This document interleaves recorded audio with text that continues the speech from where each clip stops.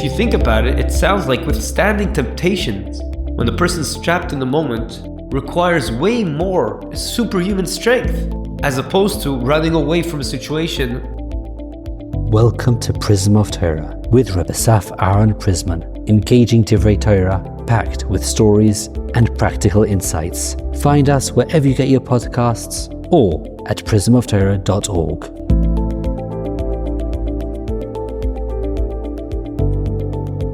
Shalom uvracha. In this week's parsha, Parshas Vayeshev, we can learn a fascinating idea about how to deal with our yetzer hara.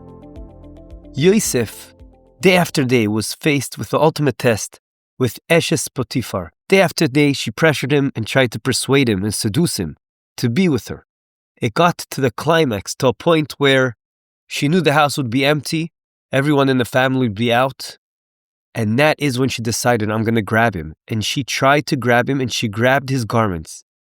Yosef, at that moment, ran, leaving his clothes behind in her hands.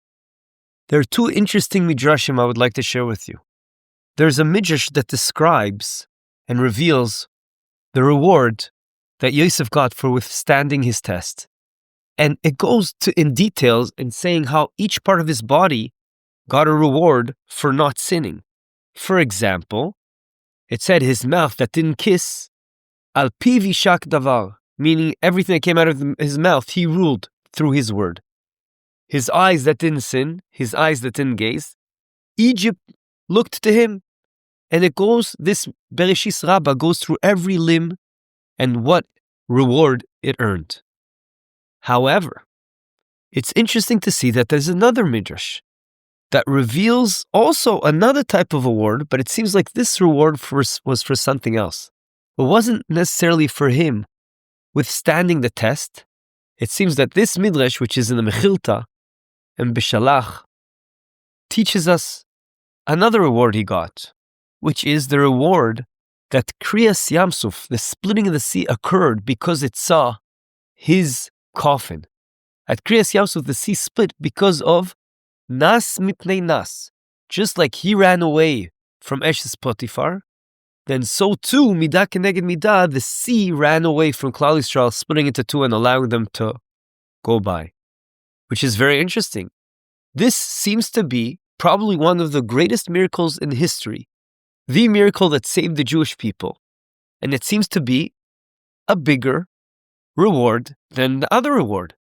And that seems a bit puzzling because we know the Mishnah Pirkei Avos teaches us lefum tzara aga, which means that the reward is proportional to the pain a person goes through or to the difficulty he has to pass in order to do the right thing. And if you think about it, it sounds like withstanding temptations when the person's trapped in the moment requires way more superhuman strength as opposed to running away from a situation and not to put oneself in the nisayon to begin with. So how can we reconcile these two things?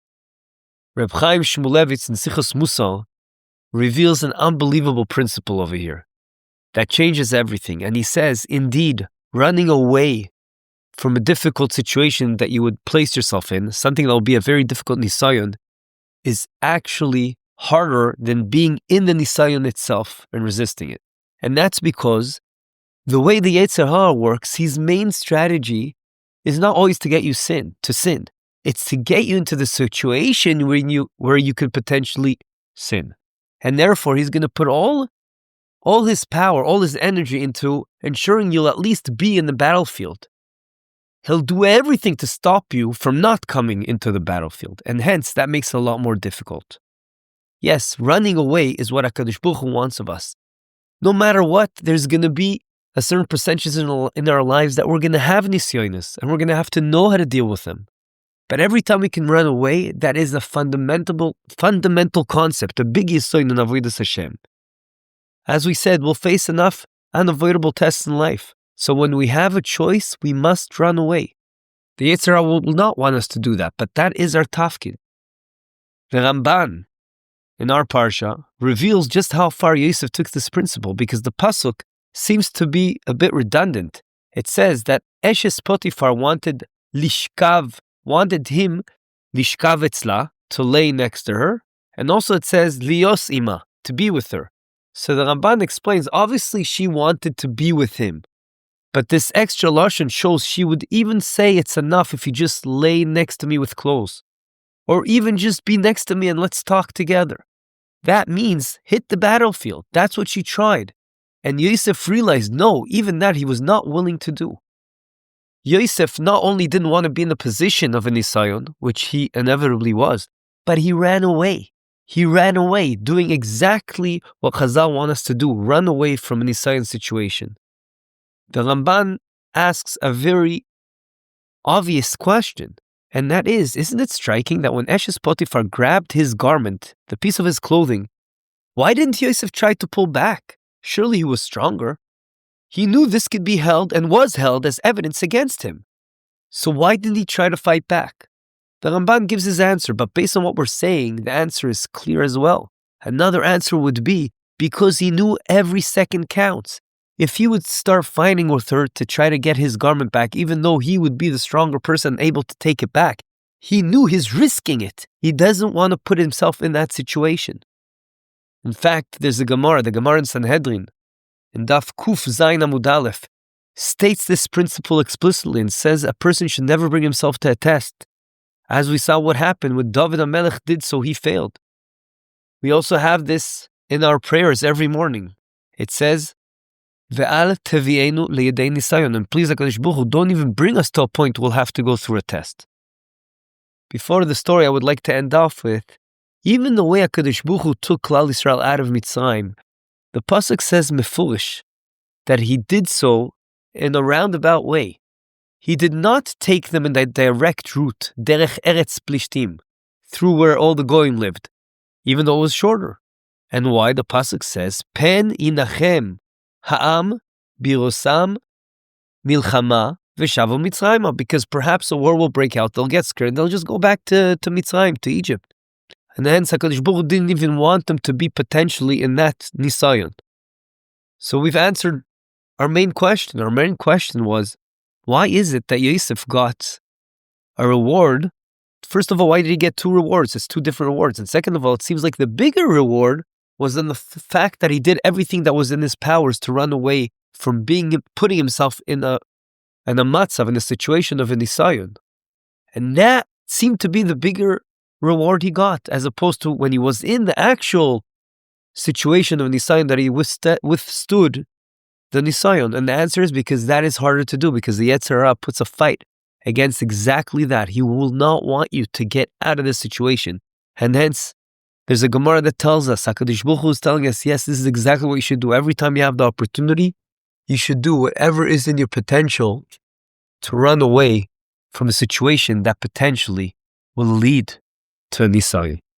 I want to end off with a story that happened with my friends and I around 32 years ago, where we were on senior year in the Yeshiva High School in Toronto. Everyone was counting down to the annual New York trip from Toronto. And a group of us, around 7 people, we really said, this is it. This time we want to get a fake ID. And we went to New York, Manhattan area, and we knew that's something you could do there. The only people we saw that offered such a thing, and it seemed like they would give us anything we would ask for, it already smelled not so good, and something bad can come out of it. So my friend and I said, I don't think we should go into this situation. However, the other 5 just laughed it off and said, come on, we'll be strong. Don't worry, nothing will happen. We're getting the idea and we'll leave, no matter what temptations will be there. So we said, okay, you're on your own. We're not doing this. So we split. 5 of them went, 2 of us, me and another one. We just went to some museum in the area, and we made a meeting time in an hour and a half to meet up. When we finally met up, they were total ghosts, pale, shaking. We asked them, what happened? They couldn't even say the whole story at one shot. The story came out in pieces. They'd found the place, a sketchy shop, sketchy guys, and they said to them, before we make your IDs, show us all your money. We'll take the money. We need to make sure you're not the police. Now, of course, that sentence made no sense, but they just went with the flow. They didn't think. They gave them their money. They handed over the cash. The guy disappeared to, so to speak, check it, and he never came back. They stood there waiting 30 minutes, an hour, finally realizing he was gone. He just took them for a ride. No IDs, nothing. just 5 guys in the dangerous part of Manhattan, scared for their safety, were actually relieved, they said to us after, to get out alive and meet us. Back on the bus, one of them said quietly to me, "You know what? I can't believe I didn't listen to you." Once we got into that situation, we just couldn't think straight. We were totally trapped. That is precisely what Yosef was able to see would happen, and hence he did everything he could to run away from the situation, like we all should do every time we have the opportunity to run away from the Nissan. Have a good Shabbos. This concludes another episode of the Prism of Torah. Thank you for tuning in today. We hope you enjoyed it and learned something valuable. If you did, please subscribe to the podcast and give a 5-star rating. You can also find this podcast wherever you get your podcasts or our own website, prismoftorah.com, where we have a full archive of all our past episodes. We would like to thank Yona Vefa for the recording equipment and Eli Podcast Productions for handling all our post-podcast productions. Join us next week for another enlightening conversation on the Prism of Torah.